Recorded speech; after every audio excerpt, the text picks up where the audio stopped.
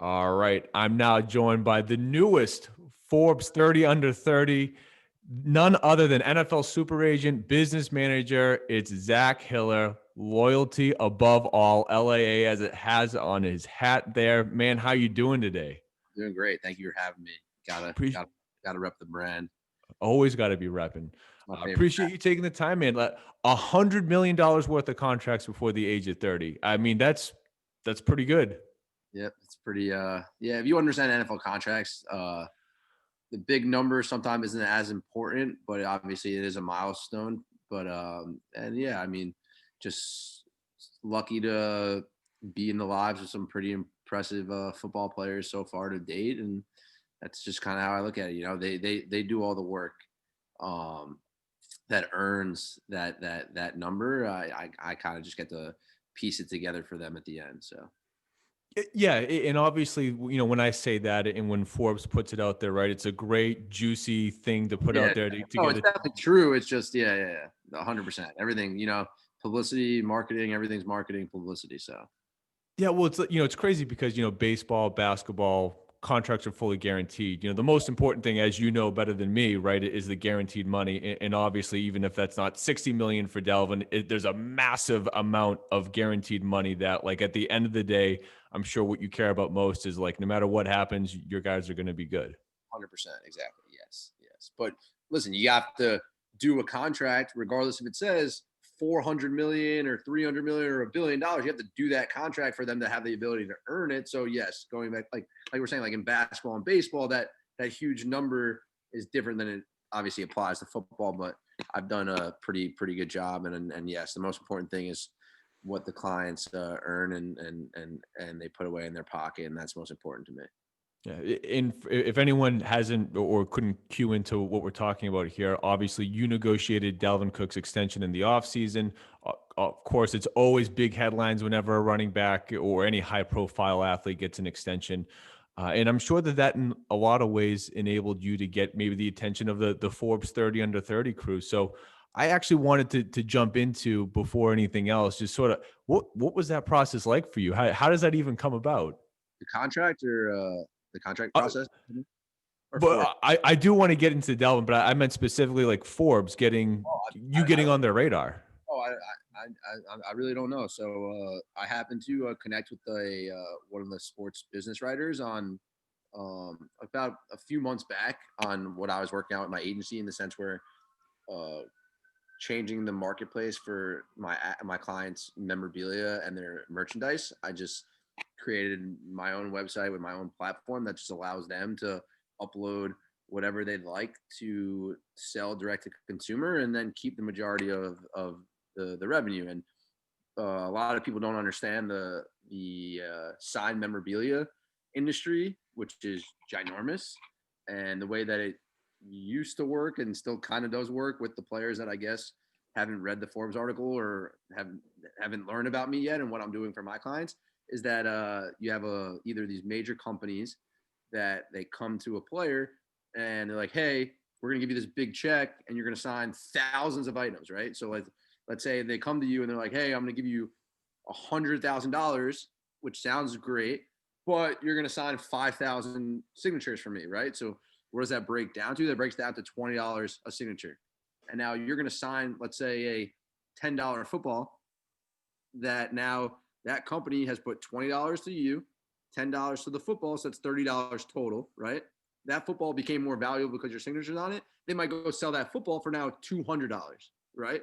But that football didn't have the value unless it had your signature. So these companies are making, I don't know, 10x their money for doing really nothing. So just basically enabling my clients to, hey, I'll go get the football. You'll sign it because I need your signature to make it more valuable. And then we'll put it up on our site and you'll earn that multiplier. Forbes just kind of saw it right away that it was an arbitrage, I would say, in the business, and the model was clearly broken, and there's room for disruption. And from there, I guess they just noticed what I was doing, and I got an email that said, "Hey, you've been nominated for this. If you're interested, just send us some information and a picture." And I was like, "Oh yeah." I mean, obviously, I'm not big on like really marketing and myself or anything. Cause I've always believed that the players are the star. I'm not the star. I'm behind the scenes. I just care that they're happy, and I don't care if anybody knows who I am or if anybody. It's not about that. As long as you respect me and you're successful, that's what's most important to me. But I sent them the picture, and then I just woke up that morning and it was there. So that was really it. I think they get. I mean, obviously, I did a little more research afterwards, and I've spoken to a couple other people. Like they get thousands of submissions, and they kind of narrow it down. And just guess it was my year. So, and it was perfect timing because I only had this last year. So Yeah, unfortunately, I lost my privilege to ever be part of that club because I am now 30. I don't think I was really on track to make it there anyway, though. no, just keep grinding out the podcast. You get 40 under 40. What's the It's just All a right, number. that's what I'm now. That's the site. That's the only goal. Exactly. Um, but I understand the memorabilia space a little bit. I don't know if you can tell by the background behind me, but I certainly can appreciate that space. So, for you to do that, it is absolutely, it shifts the landscape to now put that in players' minds that that's something that can be done. So ultimately, what put that in your head that this is something I can do to differentiate myself, in this space, but also like, does that, I guess maybe the better question is, do you do that from a perspective of, how can I be different? Or do you just think creatively for what can I do that no one's doing? I think no. I think it's not has nothing to do with being different, or it's just doing good business for my players. Like looking out for the best interest of my clients, and that's all that it's about. It's only solely about the best interest of my clients, and I think that's really my differentiator in the sense where I my clients, that's what matters. It's solely about them. I'm when just talking about like a contract negotiation, right? It's not like when I'm doing business with that team, like, hey, like, come on, like, I hooked you up on the last guy. You come on, take care of me on this guy and stuff like that. Or like, hey, like, giant company, like, I know you want this guy. You're gonna give him that $100,000 check. Like, why don't you do 95 for him and throw 5 over here to this kid so I can sign him versus somebody like no, there's none of that. It's just what's in the best interest of my clients, and in the best interest of my clients, the 100,000 check sounds great up front, right? I can take my commission right away, but that hurts your market and isn't as beneficial for you. That's not how I do business. Everything's for the best interest of my clients and what's best for them. So that's kind of just where it came from, and I happen to have a good team right now that I'm building out as we speak. Who and one of them specialized in memorabilia, and when I noticed it, but when he broke it down and we sat there and explained, like, is this feasible? Is this possible? He said 100%. You need the clients that understand, like, hey, that check up front right now sounds great, but the long play is everything here, and it'll make your market more valuable. It makes everything more valuable overall. So that was it. Just what's in the best interest of the client. How can I generate the most revenue for my clients? Not anything other than that. Yeah, and I mean, you're developing an ecosystem for them where they, and I'm sure as they grow into their careers, you grow and evolve with the times. That I mean, that can take so many different shapes and be able to encompass like outside of sports, like whatever. Obviously Dalvin, last name Cook. His apparel. With the chef's hat. I mean, like if you ever went down and wanted to develop anything like a cooking line or something, Yeah, I mean, you can. we're in the process of all that right now. Okay, yeah. I mean, obviously, if I can think about it on the spot, I'm sure that brighter minds are already on it. But I mean, like you now have the ecosystem in place to host all of that for them. So it just means that it's endless. Exactly. But yeah. So I mean, like Dalvin, it's such a big name. J.K. Dobbins. I mean, people know who they are. I'm Mhm. sure that they have more opportunities just by virtue of their higher profile. Mhm. So what's more daunting? Trying to figure out what's right for higher profile clients or the smaller client where you might have to fight more just for them to get the opportunity to make a team next year. Um, I think it's all the same. It's just understanding the client and just whatever they are they need, just figuring it out and just taking care of it. As far as a guy who needs that tryout, you just got to make as many phone calls as you can until somebody gives them a shot, and then a higher profile guy, just understanding what they're looking for right now. Like, hey, what do you do they need? Or is there a special marketing deal that they're thinking about? Is there something going on that they want to be a part of. Just really, it really just depends on who you're dealing with, and just understanding their wants and needs, and then making sure that you obviously are the right fit for them and taking care of that for them. So that answered the. So no, definitely. Now, when it Also, came I'm to also just working 24/7. I'm not. I just got like a text that like, hey, like we need this invoice in the next 5 minutes, or like the deal's out, and like I don't know. It's just I need to just tell somebody to make this invoice real quick. so it's obvious, right, that like everything that you're doing, it's always in the best interest of your client. Like that's without saying. Mhm. But when it comes to COVID, I mean, how much guidance were you giving to any of your guys? You know, were they looking to you for advice? Like, do I play? Do I opt out? Or were they just sort of telling you, hey, this is what I'm doing? Oh well, I actually had a client who opted out, and he was like, No, I know Sky, so I wanted to ask. yeah, he spoke to me about it, and we just had a conversation. He was in that high risk category, and obviously they didn't have much time to a make a decision, but b there's just not that much research and information on it. But they obviously called me and asked me what I thought, and we had a conversation about it. And Sky felt most comfortable saying, I'm gonna take a step back from this season, and I'll regroup hopefully next year and when this is all under control. And yeah, I mean, definitely had conversations with each guy, and each guy made their own decision, you know. And as an agent, it's about uh, obviously communicating and weighing the pros and the cons and giving both sides and as much information just to educate them, and then ultimately they make their own decisions. And for the record, it was Bush League what the NFL did in terms of not giving strong guidance. There was a timeline, and then all of a sudden, like, oh nope, you guys have like 3 days. They rushed it. They moved the freaking yardsticks. The NFL, it's ultimately it's a business. It's a business, right? And then the players are employees of the business, and the business decides how they want to operate. And if you don't agree, then go find another employer. So I can't really comment on that. You know, they have a great business, and that's all I can say really. You know, I wanted to jump into Dalvin Cook. You know, using the anyone that wants to, you know, see how that played out, they can Google it just in terms of like what it's like to see a high profile person posturing to get an extension. So not that, because I understand every negotiation is going to be different, but you know, when you think about that, now that you've had your first real go round at it, I mean, how do you work through when is it worth a player really starting to push their team to get a contract rework? Like, how do you, that to me is just such a gray area. It's like, I'm outperforming what I'm worth, but when do I get ready to like really force the conversation? So it just goes back to the NFL being a great business, and the way it's set up is the guys get drafted, and they're not allowed. If you get drafted, you're not allowed to renegotiate until after your third season. So with a guy that gets drafted, like Dalvin, for example, you could play incredible your first year and your second year, and you could definitely be outperforming your current salary, but they cannot renegotiate with you until after year three. So ultimately, Dalvin had put his time in, and he performed well enough that it just wasn't really a question.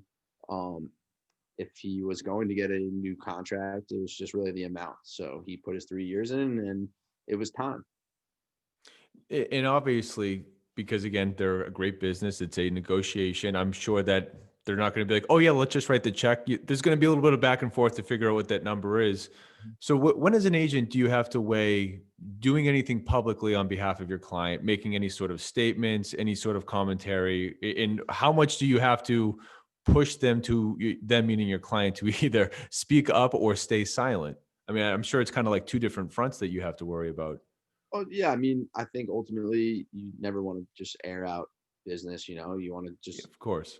everything as private as possible, and ultimately, everyone should walk away happy, or and not really anything needs to be said unless it needs to be said. You know, you don't really want to be negotiating in the public or anything like that. But ultimately, there comes a point where if two sides aren't seeing eye to eye, and maybe some attention to the topic can help, then you'll go that route. But Dalvin just kind of he was patient. He had full faith in the Vikings organization that we would get this worked out. You know, it's just it was like he said numerous times, the business is going to handle the business. He just always wanted to play football and do what he does best, and it worked out. So Now, you know, just to get to the human side of this, right? You know, Dalvin, who of course was a beast at Florida State, you know, gets to the NFL mhm. and has the ACL injury. So, just on a purely human relationship level, you know, what was it like for you to have this, you know, client that you know has all this potential to get dealt a hand like that, and then you know the following year, you know, he's kind of nagged by injuries, and you know, again, not even worrying about the business side, but just trying to help essentially a friend sort of see them kind of struggling a little bit with getting the most out of their career. Yeah, I mean, I won't say that Dalvin struggled ever because that wasn't the case. Um, was it a hiccup? Was it a bump in the road? 100%. I mean, he came out the gate absolutely balling, and then just He did. one wrong step, and hey, ACL is torn. So we understood that just a bump in the road. Let's go get it taken care of by the best professionals and just attack this the same way that you attack everything else in life. And that's exactly what he did. We went and got surgery. He rehabbed. He just went through that process, and then you could argue that he's stronger and faster now because of it. So, and obviously we looked at the positives. You know, it is a business. So right now he's on pace for over 400 touches this season. So I mean, he was on pace for like 430 that year too. And through the first 4 games, he already had like 100 something touches. So yeah, he tore the ACL and we had to go attack it, like I said, but he didn't get tackled for the last 12 games of that season. So just kind of looking at the positives, staying positive the whole time through the process, and just knowing that he was going to be great. And that's exactly what happened. So it was just being there for him. I mean, but he knew the whole time too. Listen, it's a bump in the road. I'm not going to get discouraged. I'm going to learn from this, and it made him stronger physically, mentally, and that's why he's where he is today at the top of the league. So Definitely. Now, we've been talking a lot about you know some of your clients and what's been going on recently, but I want to get more into how you got to this point. You know, my understanding, right, is you grew up in New York, you're going to school in Michigan, and a hockey player, by the way. So you know you did make the jump over to football. You know, at what point? Because of course you were also an entrepreneur that focused more on you know the party throwing aspect of entertainment. You know, how does this path come together for you to ultimately set your sights on this is what I want to do? So yeah, I was throwing parties in New York City, and I had like a very very good event planning business, I would call it. I was just throwing parties in New York. I happened to There happened to be an agent that lived in my town. We connected because he had seen what I was doing from an entrepreneurial standpoint, and the network that I had in the city for when people came to visit. I had the connects to make sure they had a good time in New York City, the capital of the world to me. And we just kind of hit it off, and it looked like something that made sense for my drive, my mindset, my entrepreneurial, I guess, creativity and my personality. And that was it. So I was just handling um, some internship duties, and I was also throwing my parties, and it just kind of connected, and everything just fell into place the right way. And that was really it. It's just good timing, and just being, I guess, right for the industry. And and of course you have clients that aren't just football players, but for what you've made headlines as of recently, it's for your football clients. Did you ever have a preference for, you know, as you became an agent, you know, where you really wanted to gravitate, or is it just something that sort of evolved on its own and you kind of followed where the openings were? Oh yeah, I mean, like I said, I happened to meet an agent, and he was in the football, so that was kind of my start. I want to definitely master my. There was a door and into the, I'd say, the sports and entertainment world was through football. So well, let me do football. Let me get this right, and let me understand this, and let me master it. And then from there, maybe I can expand to other sports. I don't want to just spread myself everywhere. I had relationships in the football world, so that was where I was going to focus. And it just happened to get lucky that doing right by the right people ended up getting me into the music world. And that was it. Just solely being in the right place at the right time, doing right by the right people, and good opportunities come your way. And that's what happened with me. So that's how I got into music as well. And then entertainment, as far as like the social media influencing, same thing. Just doing right by the right person. At some point, I had the right connection, and that was it. So as you venture out and you grow, loyalty above all becomes the company name. So what's the genesis behind going with that as the name? I never, like I said, I never really did much marketing or promotion or ever worried about like any of that. And maybe it was because I didn't know what I wanted to kind of name my process or my team or whatever exactly I do bring to the table. And then it finally hit me. It was just about loyalty. And if you're loyal to me, I'm loyal to you. And that's it. I'm there for you 24/7, 365. Like that's it. You become my family. And I just feel loyalty is the most important thing in the world. If you can find loyal people, you're very, very, very, very lucky. And it just said it itself, loyalty above all. I mean, I look at this as LAA. That's it. No, Got nothing it. doesn't even need to be explained. You either have it or you don't. And some people do, and those are the people that I'm looking for. And people that don't, I don't want to be anywhere near you. So No, no. As you build, right? I mean, you can become an agent as there are.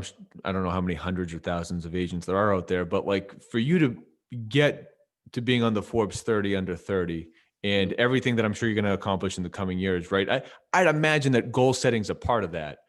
mhm.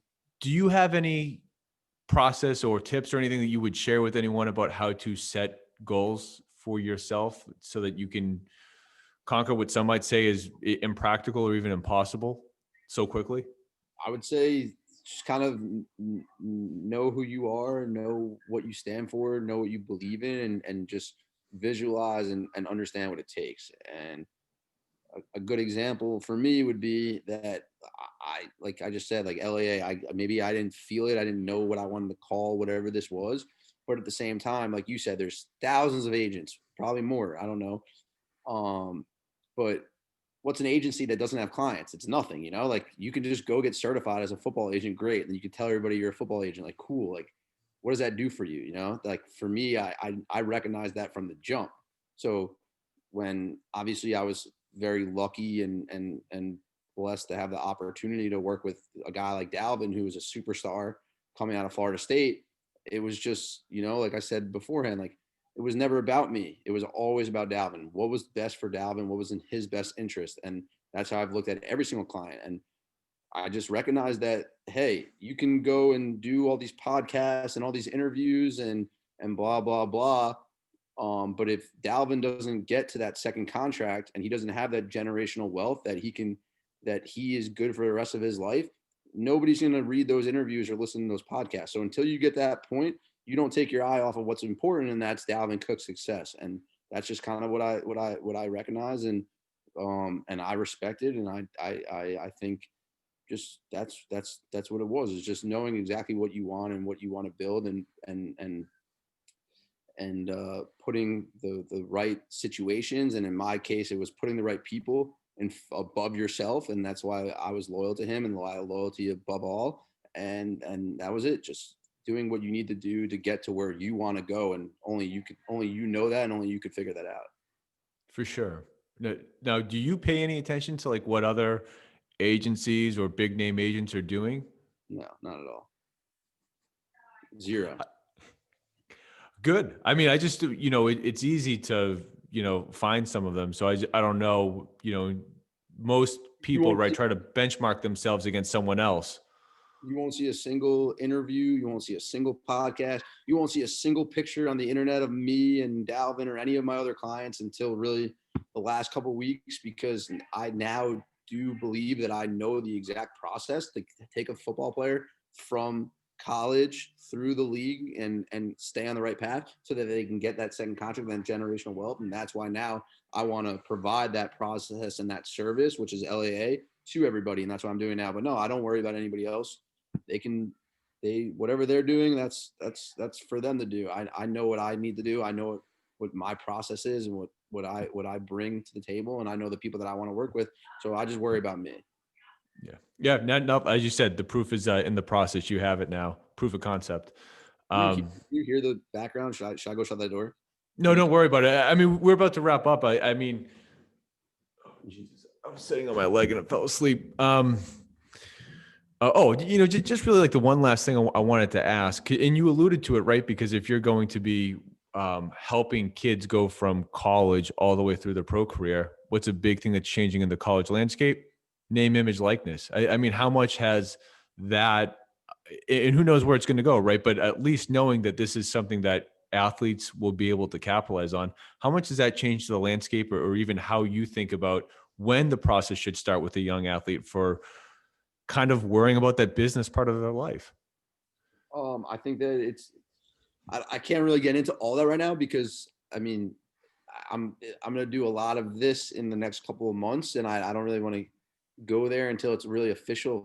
But I never understood how you could be in college and you could be doing so great and bringing so much money into this, but you don't own your name. Like if somebody wants my autograph, I can't give you my autograph. Like that's not fair. Or somebody wants to buy my jersey. Yes, it has your logo on it and all that. So yeah, we're partners in this, but it's still my jersey. They didn't just wake up and say, "Oh, I want to buy a number 4 Florida State Seminole jersey." No, Dalvin's running touchdowns every single day, so that's why the number 4 jersey is cool. Like he deserves something from that. That's always been my stance. So hopefully it all gets figured out. I do think that in today's day and age with social media and just everybody being connected and publicly everything being out there, athletes are starting to realize how much power and control they have and how much money they really are driving to these schools and not seeing any of it. So, I mean, it does look like it's heading in the right direction, and we'll see what happens. Yeah, yeah. And Zach, as we wrap up, I like to ask one final question, the same question to everyone. Given everything you've already been able to accomplish, man, what's the one best piece of advice that you'd give to anyone? Yeah, I could give to anyone. Just trust your gut. Your gut. Everybody's gut. They know. Just trust it. That's it. That's it. And figure it out. I just think that there's just so many resources out there that if something's very very important to you and you want to get something done or you want some type of information or you want some job or you want this or that, just figure it out. You're able to figure it out. It's out there. So go find it. There you have it. Well, Zach, thank you so much for taking the time today, man. I really do appreciate it. Thank you for having me. I love the memorabilia in the background. So